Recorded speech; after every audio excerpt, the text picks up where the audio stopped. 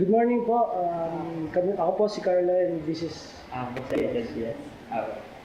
Nandito po kami para tanong po kung paano ba kayo naging successful. Ayun po Yung first question po namin, ano po yung person yung natapos? I am BS Industrial Engineering by profession. So, I graduated from Colegio de San Juan de Letran, year 1993. Saan po ba kayo unang natrabaho pagkatapos niyo pong gumraduate? Una nagtrabaho ako sa Plasman Industrial Corporation. So, plastic manufacturing. And then after that, nagtrabaho ako sa upholstery manufacturing. Yung gumagawa ng mga upuan ng mga Toyota. And then right after that, nag-work ako sa Coco Manila, food processing, UHT food processing siya. Yung mga ine-export papuntang Taiwan. And then the last job ko is Epson Precision Philippines Incorporated, which is a Japanese company.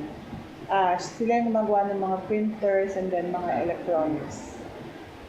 Ilan taon po kayong nagtrabaho bago po magsimula yung business niyo? Nagtrabaho ako, I think, is around 13 years. Ano po? Bakit niyo po naisipan na umalis na sa trabaho at magtayo po ng isang maliit na business? Actually, yung pagkakaroon ng business, hindi siya ganun kaagad inisip. So, accidentally, nung nagtatrabaho ako sa production control, planning, and sa purchasing. So, may mga scraps kami sa area na binibenta namin. So, parang doon ako nagkaroon ng idea na pwede ko palang maging business din yun. So, out of that, bali, nag-arrange kami ng documents from the DENR. Yung mister ko ang nag-aasikaso habang nagtatrabaho ako. And then, nung nakapag-set up na kami, siya muna, hindi muna ako nag-resign.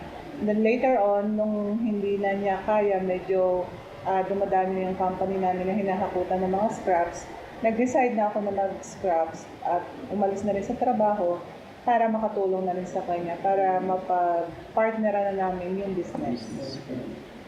Yung pinaka-mabigat niyo pong naging problema, yung nagtayo na po kayo ng business, yung pinakabigat niyo pong pinagdaan ng problema nung nagtayo po kayo ng business? Actually, yung mabigat na problem sa business is, yun yung nag-i-start pa lang. Siyempre, pag nag-i-start ka, hindi ka pa kumpleto sa lahat ng kagamitan, hindi mo pa alam yung lahat ng pasikot-sikot. So, marami kang may encounter na problema, pati na rin yung sa mga company. For example, na naging problema namin is meron kami isang Japanese company na kukuhanan ng scraps. It so happened na yung documents namin ay hindi pa approved from the DNR. Actually, nasa amin na yung contract, kaya lang by that time, merong isang Singaporean company na sumusulot dun sa company na yon para makuha nila yung contract. And so happened na hindi pa ayos yung dokumento namin. So yun, talagang pinagpursigihan lang namin na maayos yung dokumento kasi kung hindi namin maayos yung dokumento, yun yung time na pwede kang tuloy mo yung business or back to work. Kasi parang pag hindi mo nakuha yung contract na yon, parang walang mangyayari dun sa business kasi at that time siya yung malaking contract. So sa awa naman ni Lord, kami yung nanalo, nakuha naman namin yung contract. Sa lahat po sa business po ninyo, ano po ba yung naging pinaka-inspirasyon ninyo? Siyempre yung inspirasyon natin sa business natin yung naging kahirapan natin. Kasi siyempre hindi naman tayo agad pinanganak na mayaman, na negosyante. So yung lahat ng pinaghirapan yung lahat ng ating naging pinagdaan ng hirap, naging inspirasyon yung para pagdating ng araw, nangarap ka na ikaw ay magkaroon ng magandang buhay. So yun lang yung magiging inspirasyon mo.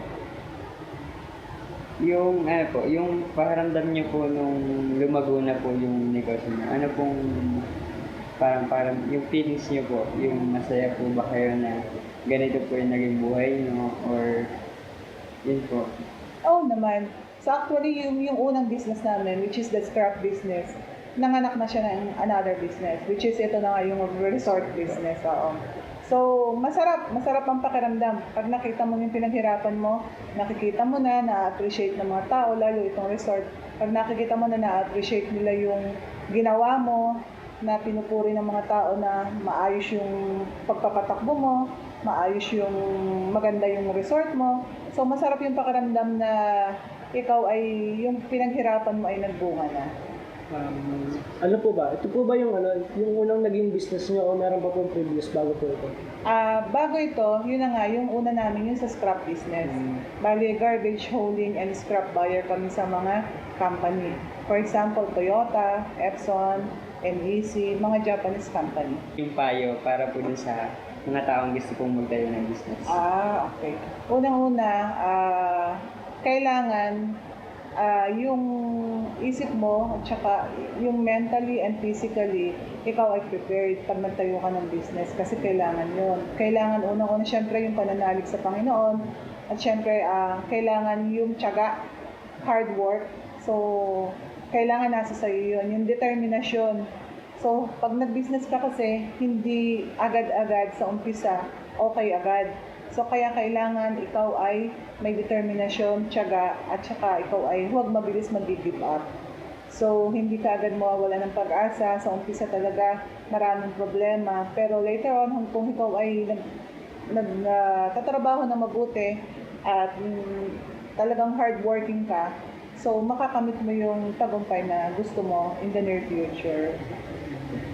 Yun lang po. Maraming salamat po. Saan po? Okay, thank Thank you you. po.